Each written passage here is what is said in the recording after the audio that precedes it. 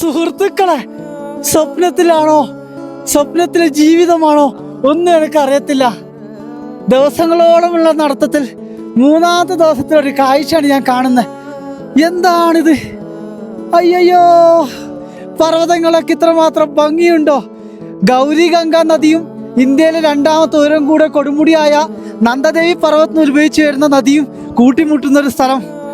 അതിൻ്റെ കൂടെ ധാരാളം മഞ്ഞു പർവ്വതങ്ങൾ, നീലാകാശ താഴ്വരകൾ, ഞാൻ കണ്ട കമ്പ്യൂട്ടറിൻ്റെ വാൾപേപ്പറിലൊക്കെ പോലെയുള്ള സ്ഥലങ്ങൾ.